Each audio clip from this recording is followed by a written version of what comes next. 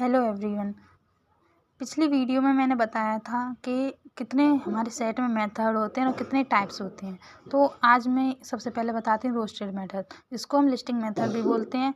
Roasted method में हमें पहला ए सेट दिया होता है, जैसे कि संडे, मंडे, ट्यूसडे, वेडनेसडे, जो वीक का सेट दिया होता है। ऐसे ही अगर दूसरा सेट दिया हो नेचुरल नंबर का 1 2 3 4 5, और सी में भी ऐसे ही दिया हो 1 2 4 16 25, ये स्क्वायर में है, ठीक है ना।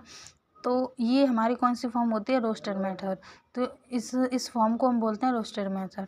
दूसरी आती है हमारी सेट बिल्डर फॉर्म, ठीक है। इसमें हम क्या करते हैं? सेट बिल्डर फॉर्म को हम पहचानते हैं कि ये एक्स ऐसे वाला ये सेट बिल्डर फॉर्म का जो ये मार्क होता है, इसे हम पहचानते हैं कि हमारी सेट बिल्डर फॉर्म है। इसको हम सच डेट में लिख करके लिखते हैं। इसको हम सच डेट करके हम पहचानते हैं और करते हैं इसको। जैसे हमें यहाँ एक सेट दिया होगा A X dash x is a day of a week, ठीक है। तो हम इसको क्या सेट बिल्डर फॉर्म में, अब जैसे कि हमें ये वाला जो सेट दिया था, ये सेट किसका है? वीक का है ना। तो हम इसको ऐसे अलग अलग करके नहीं लिखेंगे, इसको हम week set of a week ऐसे करके लिखेंगे, ठीक है ना।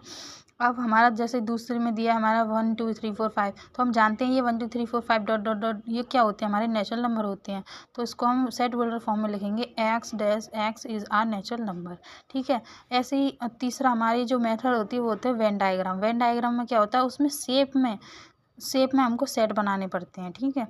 कोई भी शेप हो सकती है उसमें, ट्राइंगल, सर्कल या स्क्वायर, कोई भी हो सकती है शेप, ठीक है ना। तो जैसे इसमें Sunday, Monday, Tuesday, Wednesday, Thursday, Friday, Saturday, ऐसे ही इसमें नेचुरल नंबर 1 2 3 4 5 6 7 8, ठीक है। अब हम जानते हैं हमारे types of set. Types of set मैंने उस दिन लिखाए थे पुरानी वाली वीडियो में, जो पिछली वीडियो थी उसमें। हम सबसे पहले जानते हैं एम्प्टी सेट, और इसको हम नल सेट भी बोलते हैं। एम्प्टी सेट क्या होता है? एम्प्टी सेट में हमारा ए सेट दिया हो, जैसे कि अब इसमें हमें वीक ऊपर दिए थे, तो इसमें हम ए करके ए इज इक्वल टू वीक और ये सेमी कॉलम हम दोनों लगा देते हैं, ठीक है ना। तो एम्प्टी सेट में क्या होता है? एम्प्टी सेट में हम कुछ नहीं लिखते, उसको खाली छोड़ देते हैं, ठीक है।